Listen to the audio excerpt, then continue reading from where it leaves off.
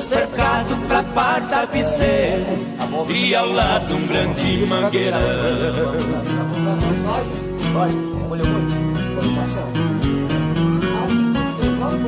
No quintal tinha um forno de lenha e um pomar onde as aves cantavam, um coberto pra guardar o pilão e as tralhas que o papai usava. De manhã eu ia no paiol, uma espiga de milho eu pegava,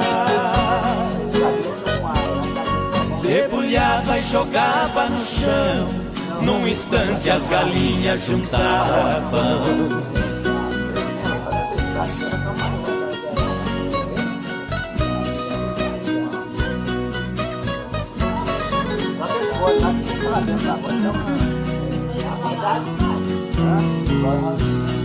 Nosso carro de boi conservado, 4 juntas de bois de primeira, 4 cangas, 16 cansis, encostados no pé da figueira.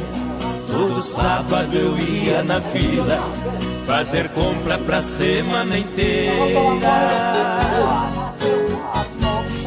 O papai ia gritando com os bois, eu na frente abrindo as porteiras.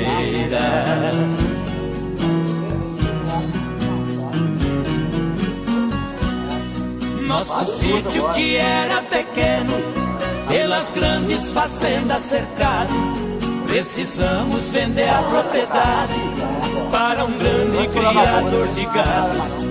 E partimos pra cidade grande, a saudade partiu ao meu lado. A lavoura virou colonial e acabou-se o meu reino encantado.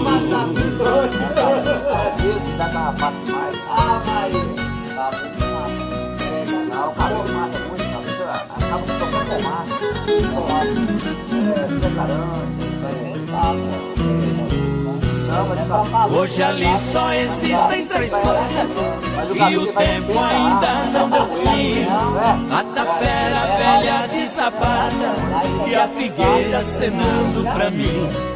E por último marcou saudade de um tempo bom que já se foi,